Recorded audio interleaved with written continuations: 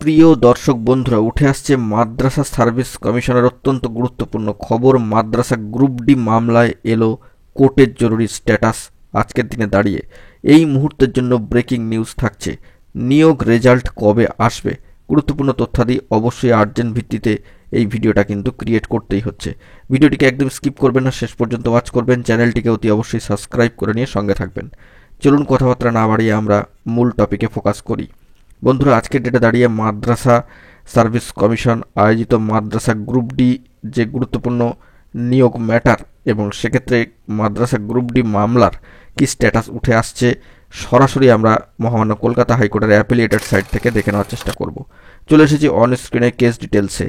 মাদ্রাসা group D সংক্রান্ত গুরুত্বপূর্ণ মামলার ক্ষেত্রে দেখা যাচ্ছে যে বিগত 16 তারিখে অর্থাৎ 16ই ডিসেম্বর এই গুরুত্বপূর্ণ মামলা সম্মানীয় Hafizul Haque and others versus the state of West Bengal and others, এই গুরুত্বপূর্ণ মামলার ক্ষেত্রে কিন্তু 16ই ডিসেম্বর শুনানি হওয়ার কথা থাকলেও অনারেবল জাস্টিস সম্মানীয় বিচারপতি অমৃতা সিনহা ম্যাডাম মহাশয় সিঙ্গেল বেঞ্চে এজলাসে কিন্তু এই মামলা বিগত 16ই ডিসেম্বর কিন্তু শুনানি হয়নি।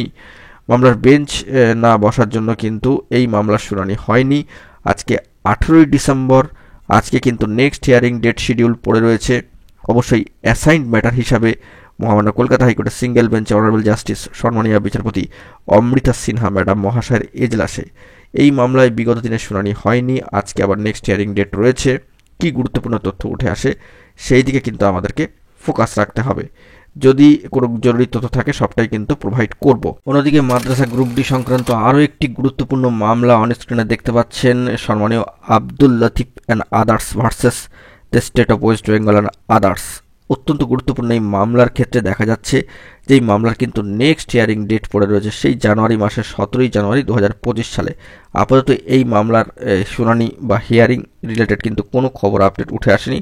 অবশ্যই এটাও কিন্তু অ্যাসাইন ম্যাটারে রয়েছে। তো যাই হোক, সার্বিকভাবে এই মামলাগুলির কি স্ট্যাটাস উঠে আসে আগামীতে সেই দিকে আমরা ফোকাস রাখছি, এবং গুরুত্বপূর্ণ আজকের যে নেক্সট হিয়ারিং ডেডলাইন রয়েছে সেখান থেকে যদি কোনো আপডেট তথ্য উঠে আসে সবটাই কিন্তু প্রোভাইড করব। তো মাদ্রাসা গ্রুপ ডি সংক্রান্ত এই খবর আপডেট উঠে আসছে। অন্যদিকে নিয়োগ রেজাল্ট কবে সেই নিয়ে কিন্তু একটা সংশয়ান্বিত চাকরি প্রার্থীদের মধ্যে সংশয় প্রকাশ করছেন। তারা আশঙ্কা প্রকাশ করছেন যে কবে রেজাল্ট আসবে, আগামী সপ্তাহে রেজাল্ট খুব দ্রুত চলে আসবে, এরকমই একটা খবর আপডেট উঠে এসেছিল। তারপরে প্রক্রিয়ার ক্ষেত্রে কিছু কাজকর্ম এখনও পর্যন্ত চলছে, কিছু প্রসিডিওর বাকি রয়েছে, সেরকমও কিন্তু খবর উঠে এসেছিল। তো দেখা যাক কত দ্রুত এই খবরাখবর চলে আসে, সেই দিকে আমাদের কিন্তু লক্ষ্য রাখতে হবে। আপাতত যতটুকু খবর আপডেট সামাজিক গণমাধ্যম সূত্র ধরে ও মহামান্য কলকাতা হাইকোর্টের অ্যাপিলিয়েটেড সাইট থেকে উঠে আসলো সবটাই কিন্তু প্রোভাইড করলাম। এখন এটুকুই, সকলে ভালো থাকবেন, চ্যানেলটিকে সাবস্ক্রাইব করে সঙ্গে থাকবেন। ধন্যবাদ।